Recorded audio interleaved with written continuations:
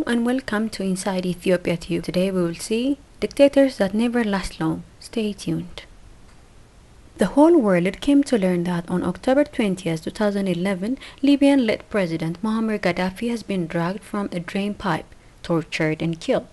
Libya's self-proclaimed brother leader, the one-time revolutionary who overthrew a king and promised a country governed by the people, met his end at the hands of a new generation of revolutionaries.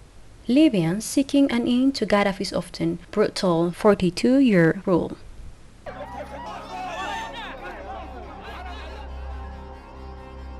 Normality, and there he was reduced to nothing and killed. Saddam Hussein, who was late president of Iraq for more than 2 decades, that was responsible for committing crime against humanity. Related to this, an intensive search for Saddam began. While in hiding, Saddam released several audio recordings in which he denounced Iraq's invaders and called for resistance.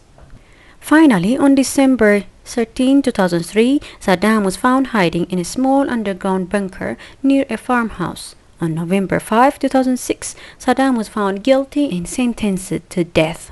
About 600 soldiers, lots of tanks, Bradleys, aircraft, Humvees, howitzers in position ready to provide fire support. Just to capture Saddam Hussein? Well, our estimate was there was going to be armed resistance. You were expecting a gunfight? Absolutely. It won't open. The capture of Saddam was nothing like Colonel James Hickey expected. The 8-month manhunt ended here. This is it. In a muddy orange grove where the dictator had fallen from palaces to pauper. This is about what it looked like when we got here. Hickey showed us the one-room shack and outdoor kitchen where Saddam was reduced to squalor. He still fancied himself president of a nation, but here he was the lord of the flies. When it comes to Ethiopia, after listening for months from Tigray People's Liberation Front (TPLF) junta calling themselves to be modernized military generals in Eastern Africa and bragging about how they were brave enough to overthrow their regime prior to theirs. During their time on power, this group have been nothing but dictators. This group were responsible for the crime against humanity that claimed the lives of hundreds and thousands of people. And soon after leaving the power, they managed to take lives of civilians committing money laundering and perpetrating unrest in several parts of the country. But at last, this group managed to have bunker near their office in Tigray region, the same as Gaddafi and Saddam did.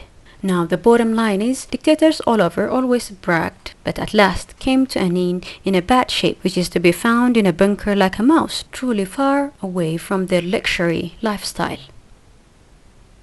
Major Ambacho has this to say about TPLF's so-called bravery that they call themselves with. But in fact, self-proclaimed brave TPLF were nothing they were saying to the general public in Tigray region or even the rest of the country.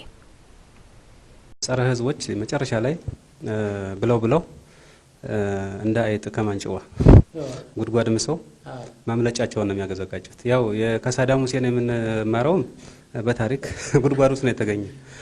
የሊቢያው መሪም መጨረሻ ላይ ዋሻ ውስጥ ነው የተገኘ። ስለዚህ ዋሻ ውስጥ ባናገኛቸው ሌላ ዋሻ ውስጥ እናገኛቸዋለን። ግን ከዚህ ከቢሮአቸው ለማምለጥ የተጠቀሙበትን ባለፈው ፈትሸን አይተናል። ስለዚህ ያው የጎረኞች እንትን መጨረሻቸው ማምለጫ መንገድ ከህዝብ ጎን ሆነው አያውቁም ምን ጊዜ ማለት ነው። At last, justice prevailed, and Ethiopia prevailed through it all. Thanks for being with us. Have a good one.